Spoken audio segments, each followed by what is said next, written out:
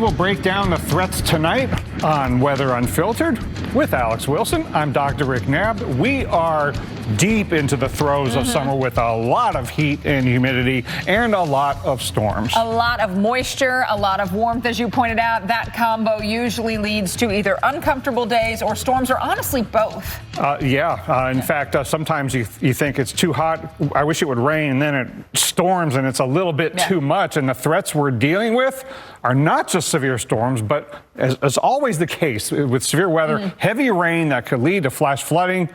And look, I'm from Florida. I'm used to it, but this time of year is a little much, I think, for just about everybody. Yeah.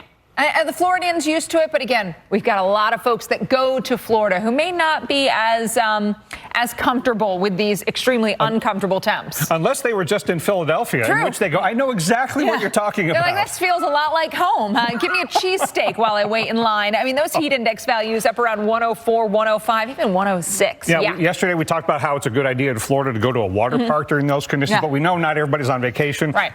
It's no fun. I've done it. Mowing the lawn, taking out the trash, going to and from work in work clothes in this kind of weather. It's no bueno. You've just thought of something. Instead of WFH, it's WFWP, work from water park.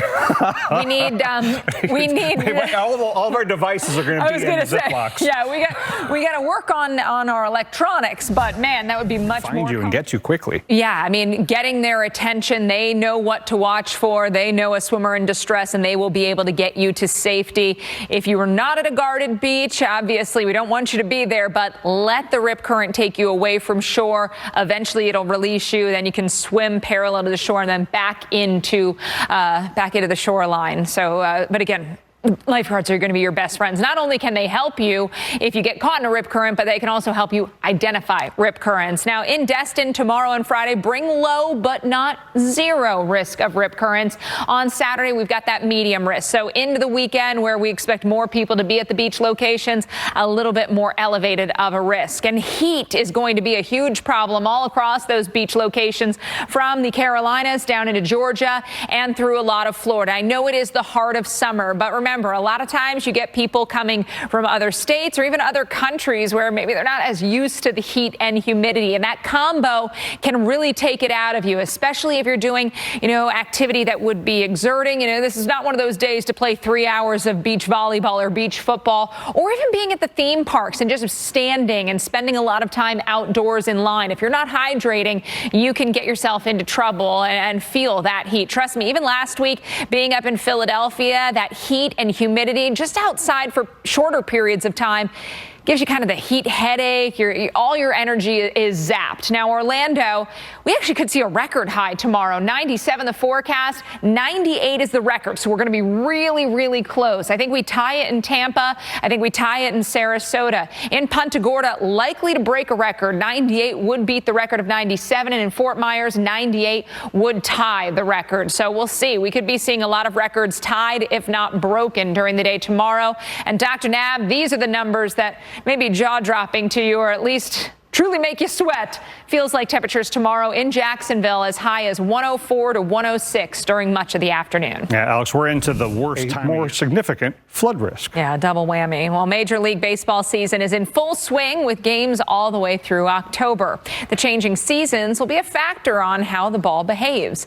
We've partnered with T-Mobile to examine baseball, weather, and play so you can be better connected to the game and to the forecast. Mike Bettis has more. Eastern Pacific, and what does it mean for the Atlantic? Now, Dr. Knabb, obviously, seeing some changes to the forecast, but we have seen active storms and notable storms come during some of these El Nino years. Yeah, in the Atlantic Basin, El Nino definitely affects the numbers of especially hurricanes and major hurricanes. It does not cancel hurricane season. It doesn't eliminate major hurricanes. We've had at least 2, if not 3 majors in all the El Ninos we've had in the last 20 years. So we can still have a very bad year like we did just 3 years ago in the Atlantic Basin in 2023. There is the developing El Nino, but we also know that El Nino can dramatically enhance the activity in the eastern Pacific and in the central Pacific. I'm always more concerned for Hawaii in an El Nino year. Yeah, and this has been the case before. We've seen more active seasons. So the Hawaiian Islands might be somewhere we're watching this year. Yeah, now, even though you might be busy, it doesn't necessarily mean it will be bad because it's all about where the hurricanes go. But there is a dramatic, strong signal in Central Pacific hurricane activity. This is out near Hawaii, not in the Eastern Pacific, but the Central Pacific. The difference between La Nina and El Nino is stark. On average, in a La Nina year, you get one storm, and in most years, no hurricanes, no major hurricanes. Neutral is kind of in between, but look at El Nino. You average 3 hurricanes and 2 majors in El Nino years in just the Central Pacific part of the basin. And what we're talking about is 140 degrees west over to the date line. So it's just in that zone. And I want to show you what the Central Pacific was like in some of the recent strong El Nino years. 2009, there's 2 things about that year I remember. It was a strong El Nino, and I was working at the Central Pacific Hurricane Center that year. And you know what I did?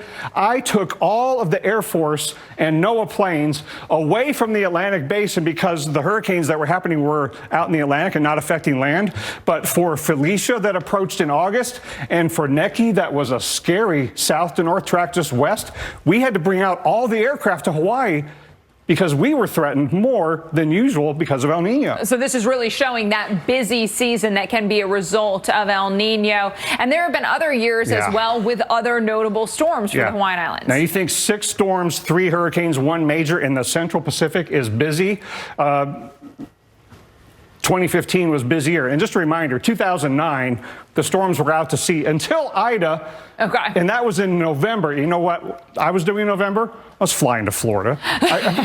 My goodness, the hurricanes. It was like they were following you. They were like, all right, we're done with Hawaii now. We're going back to Florida. But 2015, that was dramatic in the Central Pacific. I mean, this is gangbusters. 140 degrees west to the dateline. The Central Pacific had 14 storms, 8 hurricanes, and 5 majors. That was a really strong El Nino year. So the signal is really strong. Hawaii got lucky that they weren't hit by all of those storms. Now, 2018, same sort of thing. It was not a strong El Nino, but we still had 6 storms, 6 hurricanes, and 4 majors. And Hurricane Lane was the scary one. When the hurricanes come up from the south like this, you are really prone to threatening. Coming in from the east and go, oh, that's a big deal. Well, the reason it's hard to hit Hawaii with a strong hurricane from the east is because of the cooler waters that are east of Hawaii. But if you get a hurricane, because Lane got to Cat 5, and then it stays over the warm waters all the way to the island. So coming up from the south, that's what Iniki did a few decades ago.